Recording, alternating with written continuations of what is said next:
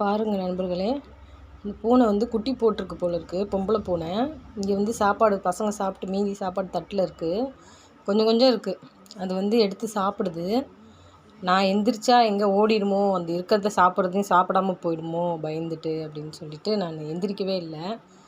கொஞ்சம் 2-3 டைம் வந்ததுன்னா நம்ம பயப்படலைன்னா எந்திரிச்சு சாப்பாடு போடலாம். நம்ம எந்திரிச்சோம்னா பிடிக்க வரும்னு பயந்து ஓடிடுவாங்க இவங்கெல்லாம். அதனால பாருங்கள், என்னையும் பார்க்குறா. உள்ளே என்ன இருக்குதுன்னு பார்க்குறா. வெளியில் ஏதோ சத்தம் கேட்குதான், அதுக்காக பயந்து பயந்து சாப்பிட்டுட்ருக்கா.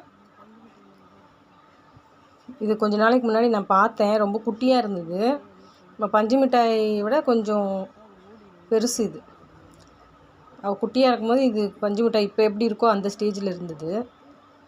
அங்கேயும் இங்கேயும் சுற்றிட்டுருக்கோம். பாவமாக இருக்கும். கூப்பிட்டா வராது, பயந்துட்டுருக்கோம். குட்டியாக இருந்தது அப்போது. சாப்பிட்டு கிளம்பிட்டாங்க.